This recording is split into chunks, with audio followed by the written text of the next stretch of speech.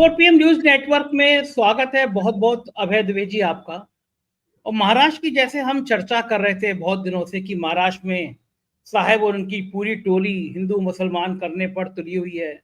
कटेंगे बटेंगे, औरंगजेब तुम्हारी बेटी ले जाएंगे, वो सब महाराष्ट्र में चल रहा है और बहुत तेजी से चल रहा है। योगी से लेकर मोदी तक चला रहे हैं।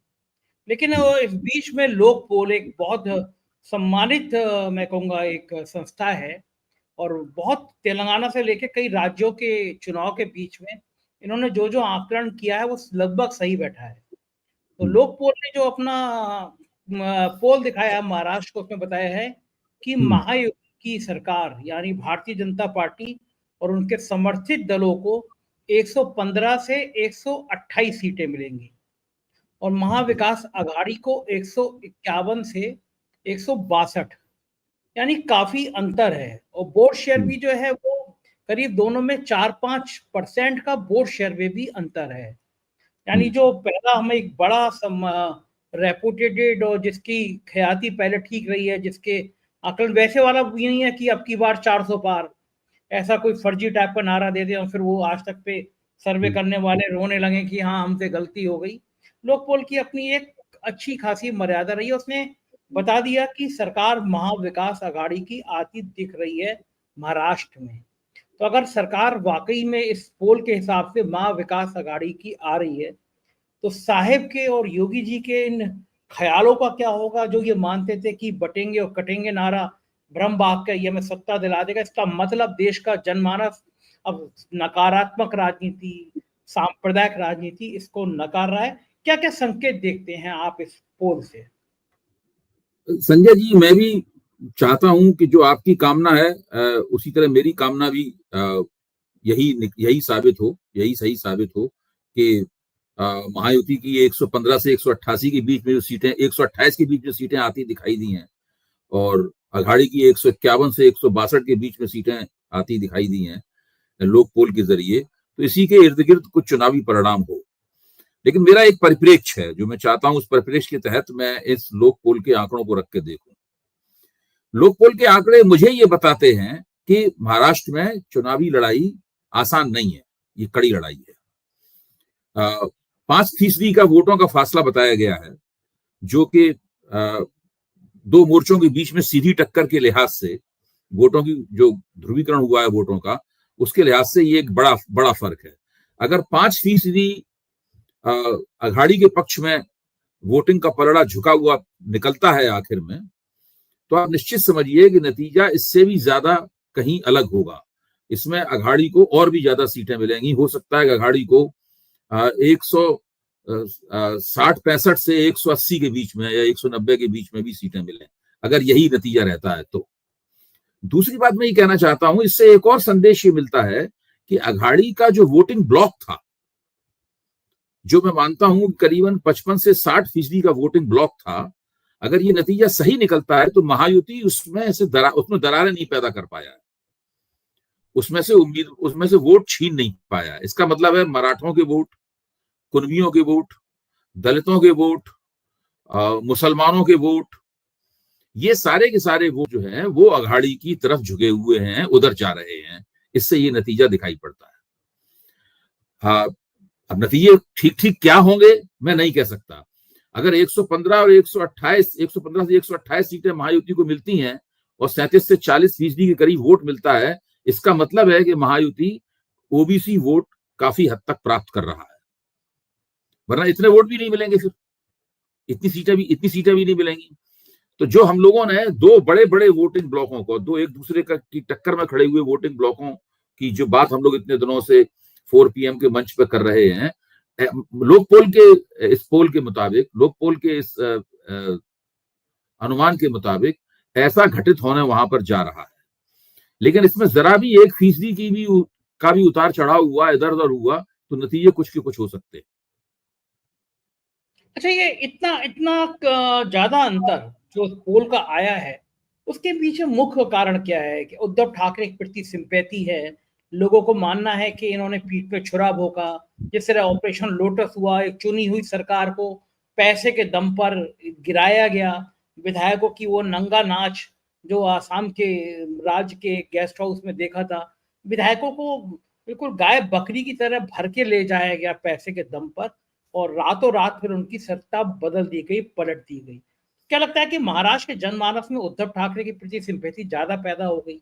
ये कैसे अंतर, महायुति इतना इतना नफरत के बातें करने के बावजूद भी अगर महायुति बीजेपी इतना नीचे दिखाई दे रही है इस पोल में, तो क्या क्या चीज महाराष्ट्र के मानस पे एक तो मुझे लोकसभा चुनाव के बाद से ही लगता है कि नफरती राजनीति, नफरती फिक्रेबाजी और इस तरह से हिंदू बनाम मुसलमान का जो ध्रुवीकरण, जिसको महाराष्ट्र में ये भी कहा जा रहा है फतवे के मुकाबले भगवा, एक नया फिक्रा और इजाद किया गया है, ये भी कल से ही सुना जा रहा है, फतवा बनाम भगवा, इस प्रकार का फिक्रा इजाद किया गया है। और इस मामले में भारतीय जनता पार्टी के लोगों के दिमाग बड़े उर्वर हैं, उनमें खूब फसल उगती है नफरती फिक्रेबाजी की। इससे तो अगर यही सब हो रहा है जैसा कि लोग पोल लगाए, तो इसका मतलब है कि लोकसभा चुनाव में जो पैटर्न था नतीजों का, जब वोट काफी नजदीक थे लेकिन सीटों में काफी फर्क था, वो वोटों में भी फर्क दिखाई पड़ेगा, क्योंकि कुछ ना कुछ तो विधानसभा के नतीजे भिन्न होने ही है।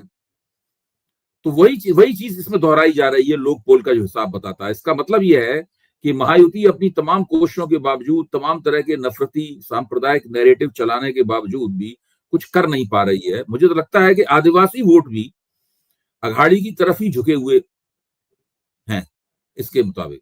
और मैं अभी भी ये मानता हूं कि ये सब जो योगी जी वहां जाकर बोलते हैं, मोदी जी जो वहां जाकर बोलते हैं, ये ना झारखंड में काम करेगा और ना ही महाराष्ट्र में काम करेगा। और ये एक तरह से इस लोकतंत्र को, ये लोकतंत्र अपने आप को बचा रहा है।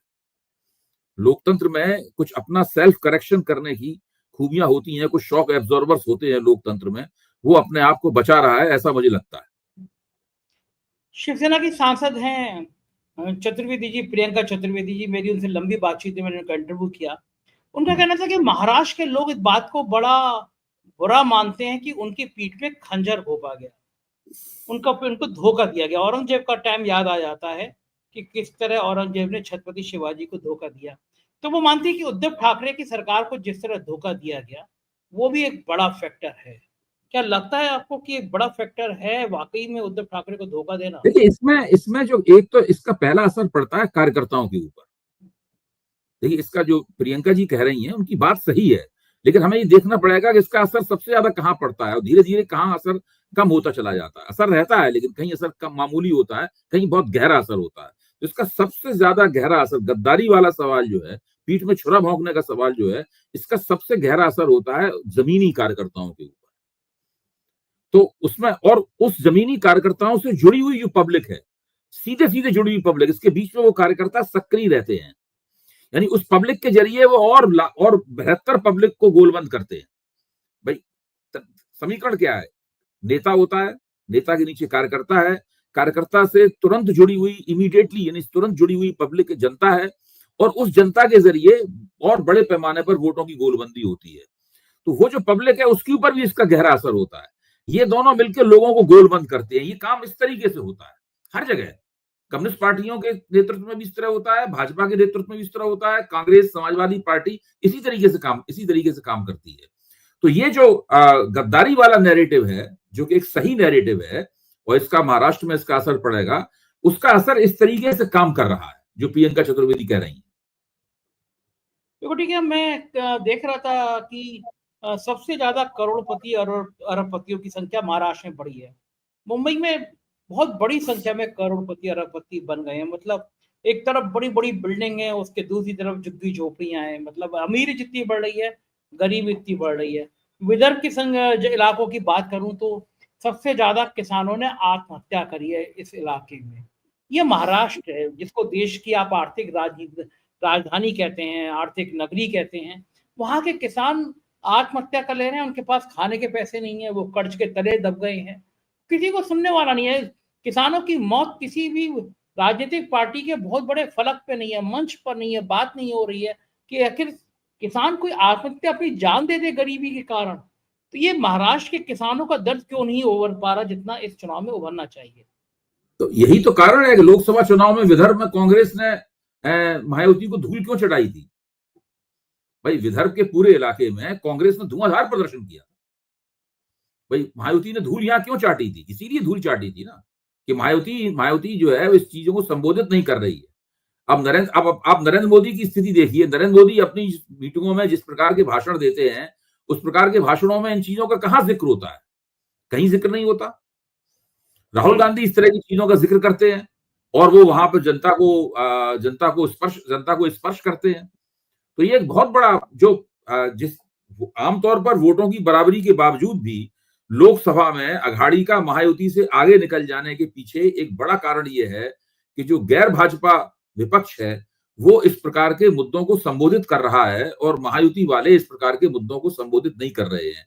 वो एक दूसरा फर्जी नैरेटिव चला रहे हैं जिस नैरेटिव में जनता की कोई दिलचस्पी नहीं है। लेकिन महायुति के साथ भी पारंपरिक रूप से कुछ वोटिंग ब्लॉक्स हैं, तो उसके वोट तो उनको मिलेंगे ही, लेकिन जो एज है वो सीधी की सीधी महाविकास अघाड़ी के पास चली जाएगी।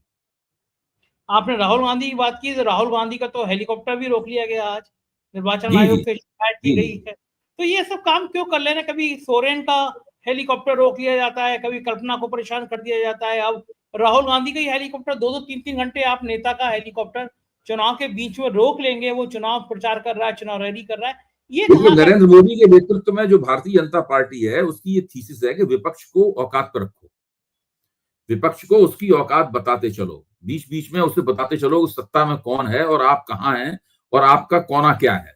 इसलिए वो बीच बीच में इस तरह की हरकतें देते हैं, ईडी के छापे पड़वाते हैं, सम्मन जाता है, हेलीकॉप्टर रोका जाता है, उद्धव ठाकरे की सामान की तलाशी होती है। ये सारी चीजें चलती रहती हैं और लगातार सत्ता पक्ष की तरफ से ये गाली गलौज भी होती रहती है कि ये देश को तोड़ने वाले हैं, ये समाज को तोड़ने वाले हैं, ये गद्दार हैं, इनके औरंगजेब के खानदान से ताल्लुक रखते हैं, वगैरह वगैरह। इस प्रकार की वहां से लगातार बातें होती रहती हैं। मैं अभी भी ये मानता हूं कि ये भारतीय जनता पार्टी का मुगालता है, गलतफहमी है कि इस आधार पे उनको वोट मिल रहे हैं।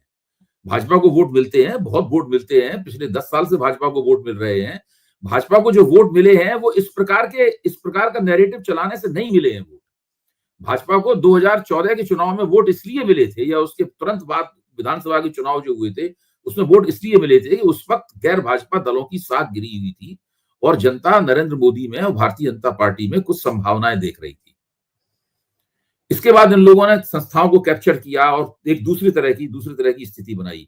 2019 के चुनाव में उनको वोट इसलिए मिले क्योंकि वो पुलवामा वाली घटना हो गई थी, उसकी वजह से पूरा मामला इनकी तरफ झुक गया। वरना मैं अब तो मानता हूं 2019 के चुनाव में ही ये गठजोड़ सरकार में आ जाते, भाजपा की सरकार बनती, लेकिन स्पष्ट बहुमत की सरकार नहीं बनती, बल्कि गठजोड़ सरकार में आ जाते। ये मानते हैं कि हम जब सांप्रदायिकता भड़काते हैं तो हमें वोट उसकी वजह से मिलते हैं। मैं इस बात को स्वीकार करने से इनकार करता हूं। अभी नहीं, 90 के दशक से इस बात को स्वीकार करने से इनकार करता हूं। 90 के दशक में भी जो अटल बिहारी वाजपेयी के नेतृत्व में भारतीय जनता पार्टी को जो उछाल प्राप्त हुआ था उसके बारे में कहा था कि राम जन्मभूमि आंदोलन के कारण हो रहा है। ये इन सब चीजों की भूमिका होती है। राम जन्मभूमि आंदोलन के कारण बहुत सारा जो ओबीसी समाज था वो भारतीय जनता पार्टी के साथ जुड़ा था, लेकिन ओबीसी समाज जैसे जैसे उस आंदोलन का प्रभाव कमजोर हुआ, वो ओबीसी समाज कोई हिंदुत्ववादी नहीं था, वो उससे अलग होता चला गया। आज वो पीडीए के नारे के तहत अखिलेश के साथ जुड़ा हुआ है। और इसमें संजय जी आपका ध्यान इस ओर गया होगा, मेरे ख्याल से नरेंद्र मोदी महाराष्ट्र में अपनी आखिरी सभा कर चुके हैं। कल मुंबई में उसके बाद वो विदेश चले जाएंगे, ये चले गए होंगे। और अब जब वो लौट के आएंगे उस वक्त तक महाराष्ट्र का चुनाव निबट चुका होगा। आपने कभी इस मुद्दे के ऊपर सोचा है? जरूर सोचा होगा, मैं ये मानता हूं आपकी जो निगाह है, आपकी निगाह में जरूर आया होगा कि एक प्रधानमंत्री जो 10 साल तक राज्य विधानसभाओं के चुनाव में जूझकर रैलियां पर रैलियां करता रहा है, और उसने किसी चीज का मतलब कभी भी बीमार नहीं पड़े। वो देखिए 10 साल में कभी ऐसा नहीं हुआ कि स्वास्थ्य खराब होने से नरेंद्र मोदी की रैली रुक गई हो। वो व्यक्ति महाराष्ट्र के चुनाव में और झारखंड के चुनाव के बीच में विदेश चला जाता है। आप सोचिए कितना फर्क पड़ गया है। ये इस फर्क के ऊपर गौर करने की जरूरत है। ये एक नई घटना है नरेंद्र मोदी के राजनीतिक जीवन के लिए, एक बिल्कुल नई बात है। ये भी एक नई बात है कि वो योगी जी द्वारा बनाए गए फिक्रे बटेंगे तो कटेंगे का उन्होंने इस्तेमाल किया। पहले वो किसी के बनाए हुए फिक्रे का इस्तेमाल नहीं करते थे, उनके बनाए हुए फिक्रे का दूसरे लोग इस्तेमाल करते थे। फिर एक है तो सेफ है वाला जो फिक्रा है, वो फिक्रा हेमंता बिश्व शर्मा का बनाया हुआ है, वो भी नरेंद्र मोदी का अपना बनाया हुआ नहीं है। नरेंद्र मोदी या तो योगी के बनाए हुए फिक्रे का इस्तेमाल कर रहे हैं, या असम के मुख्यमंत्री जो कांग्रेस से आए हैं भाजपा में, उसके बनाए हुए फिक्रे का इस्तेमाल कर रहे हैं। नरेंद्र मोदी ने अपने फिक्रे बनाने भी बंद कर दिए हैं। वो राज्य विधानसभाओं के चुनाव को बीच में छोड़कर विदेश यात्रा पर जा रहे हैं। अगर वो चाहते तो अपनी विदेश यात्रा को चुनाव के 10 दिन बाद भी उसके शेड्यूल बना सकते थे, लेकिन उन्होंने इसकी परवाह नहीं की। इसका सीधा मतलब है कि जो घरेलू मोर्चा है, उस घरेलू मोर्चे पे नरेंद्र मोदी अब धीरे धीरे वहां से अपना बोरिया बिस्तर बांध रहे हैं।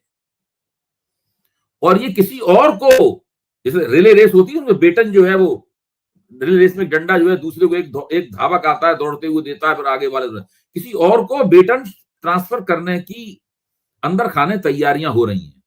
इसीलिए राष्ट्रीय स्वयंसेवक संघ ने नरेंद्र मोदी के खिलाफ बोलना बिल्कुल बंद कर दिया है, क्योंकि लगता है कि संघ मोदी इस सब में एक आपसी सहमति हो गई है कि कुछ दिन तक मोदी जी चलाएंगे, फिर धीरे से 2029 के चुनाव में वो ऐलान होगा, 2029 के चुनाव में मैं नेतृत्व नहीं करूंगा, कोई और नेतृत्व करेगा।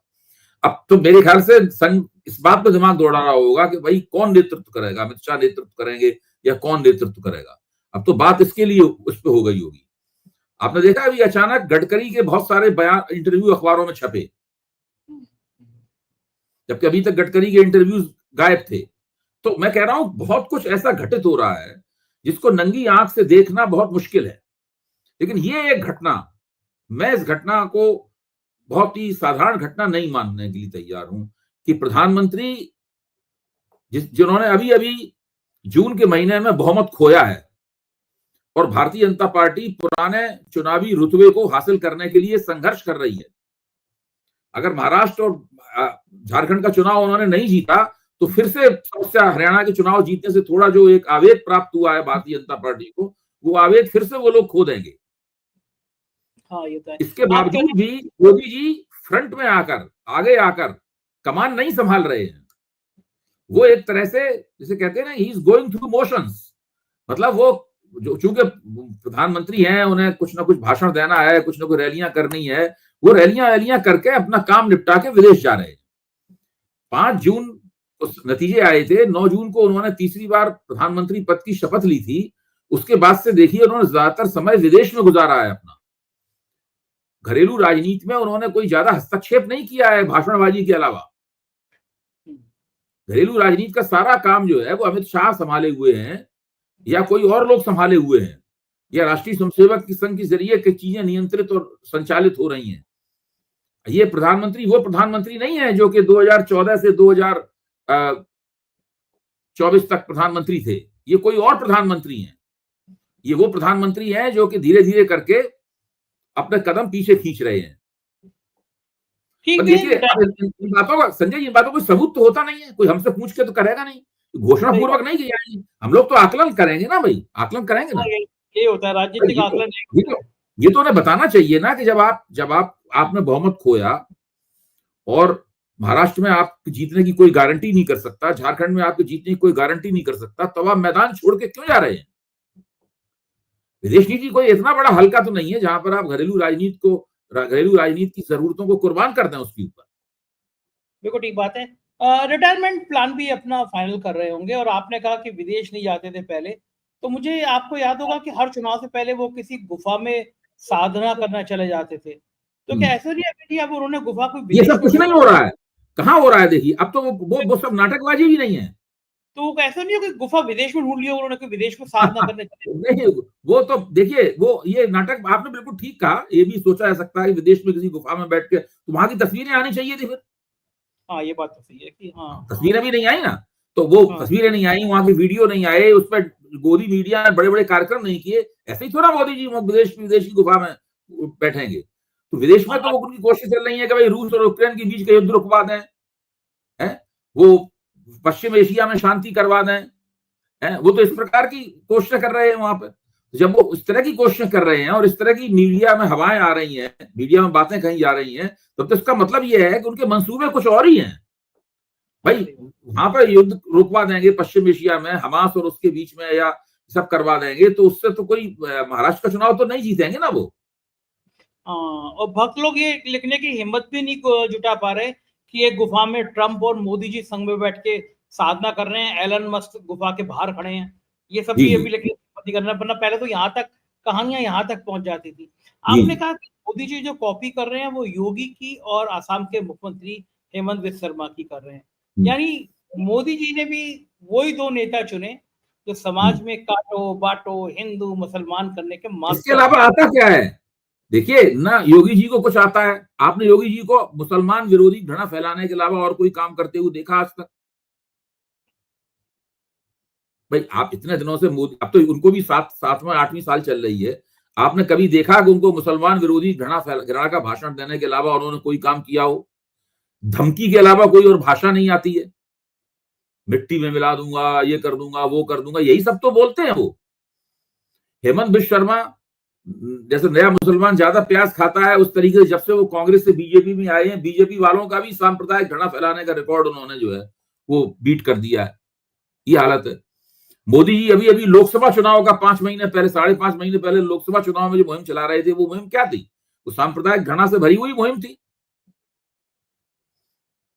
चुनाव आयोग को इन्हें रोकना चाहिए। चुनाव आयोग कुछ रोक कर नहीं रहा है, चुपचाप तो वो बैठा हुआ है, चुनाव आयोग होने दे रहा है। गांधी जी के 3 बंदरों की तरह है, वो तो उसका पूरा अनुपालन कर रहा है। उस पर आज ध्रुव राठी ने जी बहुत अच्छा वीडियो बनाया था महाराष्ट्र के ऊपर, और देखते देखते 60-70 लाख लोगों ने देख लिया। ये भीड़ कहाँ से आती है? तो एक वीडियो को 60-70 लाख लोग देखते हैं। हम महाराष्ट्र में घूम रहे हैं, हमें सड़क चलते हैं चाय वाले टैक्सी वाले मिल जाते हैं, 4PM की तारीफ करने लेते हैं। यानी देश में एक जनमानस ऐसा है जो गोदी मीडिया को टाटा बाय बाय कर चुका है, अब इस तरह के लोगों को दिखने लगा है। देखिए, मुझे तो इस प्रकार की बातें भी सुनने को मिली हैं और इस प्रकार के कुछ सर्वेक्षणों के बारे में भी जानकारी मिली है कि जब मोदी जब टीवी स्क्रीन पे आते हैं तो लोग चैनल बदल देते हैं। अब लोग, वो बात नहीं रह गई है। इसीलिए मैं कह रहा हूं, ये मोदी जी की राजनीतिक कैरियर में ये बिल्कुल एक नई घटना है कि वो चुनाव के बीच में विदेश चले जाएं। बताइए, ऐसा पहले कभी हुआ है आज तक? क्या इस नई घटना का हम लोगों को नोटिस नहीं लेना चाहिए? क्या इसमें से हमें नए अर्थ नहीं निकालने चाहिए? भैया तो भाजपा वाले खुद बता दें उन्होंने क्यों किया ऐसा। अमित मालवीय बता दे, ट्वीट कर दें। हाँ, क्यों करते हैं ऐसा? भाई क्या मोदी जी को नहीं पता था कि शेड्यूल क्या होने वाला है? चुनाव आयोग तो उनसे पूछ पूछ के शेड्यूल बना रहा है। हाँ, उनकी हिम्मत भी नहीं है, वो तो वो यूपी के हाँ, उपचुनाव डाल देते हैं। ये बिल्कुल तो नई घटना है, इसके ऊपर चर्चा होनी चाहिए। मैं तो लेख वेख भी लिखूंगा इसके ऊपर कि भाई ये क्यों मोदी जी बीच में, बताइए चुनाव प्रचार, मोदी जी को तो चुनाव प्रचार से ही उनको सारे विटामिन और टॉनिक मिलते थे। भाई मोदी जी का उत्तम स्वास्थ्य का रहस्य क्या है? वो पहले विज्ञापन नहीं आता, ये है मेरी उत्तम त्वचा का राज। तो मोदी जी के उत्तम स्वास्थ्य का रहस्य ये है चुनाव प्रचार और चुनाव प्रचार का भाषण। यहाँ पे मुंबई इसके में अलावा जब आता क्या है? इसके अलावा इन नेताओं को आता क्या है? सही बात है, ध्रुव राठी ने कौन अपने से वीडियो दर्शन शास्त्र में होशियार हैं ये? कौन सी में फिजिक्स केमिस्ट्री जानते हैं? यही तो जानते हैं। जी जानते हैं। वो जो है, इसके अलावा वाकई में आता भी कुछ नहीं है, ये बात तो बिल्कुल ठीक है। और लेकिन सबसे बड़ी सवाल ये है कि मोदी जी को लगता होगा कि मैं एक राज्य चुनाव जिता नहीं पा रहा हूँ, मेरे नाम पे इतना जादू चल नहीं पा रहा है, जो रैली है उसमें भीड़ आ नहीं रही है, अमित शाह की रैली में भीड़, कुर्सियां खाली पड़ी आ रही, ये चीज भी तो डरा रही होगी कि आपका उनकी एक और दिक्कत है संजय जी, उनकी एक और दिक्कत है, हरियाणा चुनाव जीत गए। कैसे जीते ये बात की बात है, हम लोग इस पर चर्चा कर चुके हैं, आगे भी चर्चा करेंगे इसके ऊपर। लेकिन उसका श्रेय राष्ट्रीय स्वयंसेवक संघ ने ले लिया। अब महाराष्ट्र के चुनाव, राष्ट्रीय स्वयंसेवक संघ में चुनाव अभी खत्म नहीं हुआ, पहले से श्रेय लेना शुरू कर दिया। खबरें छपाई आ रही हैं अखबारों में बड़ी बड़ी कि भाई हमने 600 मीटिंगें कर रहे हैं, ये कर रहे हैं, वो कर, पहले संघ कभी ऐसा नहीं करता था। ये भी एक बिल्कुल नई बात है। संघ आगे बढ़कर राजनीतिक प्रचार का श्रेय ले रहा है। पहले वो बैकग्राउंड पृष्ठभूमि में रह के सारे काम करता था और श्रेय भाजपा को जाता था। अब श्रेय, राजनीतिक श्रेय, जीत का राजनीतिक श्रेय लेने में संघ आगे निकल कर पहलकदमी लेकर अपना चेहरा मंच पे चमका रहा है। ये सब नई घटनाएं हैं, इनका नोटिस लेना चाहिए। ये बात तो ठीक है कि मतलब, और संघ के और बीजेपी के रिश्तों की एक नई कहानी भी है। यहाँ मुंबई में मैं घूम रहा था तो उत्तर प्रदेश के बहुत लोग हैं, बिहार के बहुत लोग हैं, उत्तर प्रदेश के यहाँ के लोगों ने मुझसे, एक चाय वाले ने आज बहुत अच्छी बात की कि आप तो यूपी से आते हैं, आपको पता है? मैंने क्या बोले, वहां के जो चुनाव होने वाले हैं उनकी डेट बढ़ाई गई आगे। मैंने कहा बढ़ाई गई? मुझसे वो कह रहे हैं कि वो डेट इसलिए बढ़ाई गई कि वहां पे जो छठ के और बाकी पूजा के लोग आए थे वो वापस चले आए, वो रुक गए तो वो सरकार के खिलाफ वोट डाल देंगे। और दूसरा उन्होंने एक तर्क और दिया बहुत अच्छा, बोले अगर 13 तारीख को वहां के चुनाव खत्म हो जाते तो अखिलेश यादव यहाँ पे आ जाते प्रचार करने के लिए, अखिलेश यादव आ जाते तो बहुत मुसीबत हो जाती। तो अखिलेश यादव को बीच तक वही फंसा के रखो, ये नया एंगल निकला, क्या ऐसा हो सकता है? देखिए क्या होता है, मैं तो ये मानता हूं कि इन सब, एक चुनाव क्यों जीता जाता है, क्यों हारा जाता है, उसमें कई पहलू होते हैं। और जब नतीजा आता है तो हम सब उन पहलुओं की गवेषणा करते हैं और पता लगाते हैं कि भाई कौन सा पहलू कहां पे प्रभावी हुआ। लेकिन जो लोक पोल का आपने सर्वे दिखाया है, ये सर्वे काफी कुछ कहता है। और अगर इस सर्वे में जरा भी सच्चाई है और ऐसे ही परिणाम निकलते हैं, तो इसका मतलब है कि भारतीय जनता पार्टी के खिलाफ वोटों की गोलबंदी महाराष्ट्र में बहुत ही जबरदस्त है। यानी सामाजिक शक्तियां भारतीय जनता पार्टी और महायुति के खिलाफ हैं। बिल्कुल ठीक और बात ये है, बहुत बड़ा संदेश होगा। बिल्कुल ठीक बात है, निगाह बनी रहेगी हमारी। बहुत बहुत शुक्रिया अभय जी, अपना कीमती समय दिया, आभार, थैंक यू। ये थे अभय द्विवेदी जी, और आप भी मेरी बात से सहमत होंगे कि हमको कम से कम अब नफरत की राजनीति से दूर होना चाहिए, आपस में प्यार से रहना चाहिए। आपकी राय का मुझे इंतजार रहेगा। बहुत बहुत शुक्रिया अपना समय देने के लिए, थैंक यू।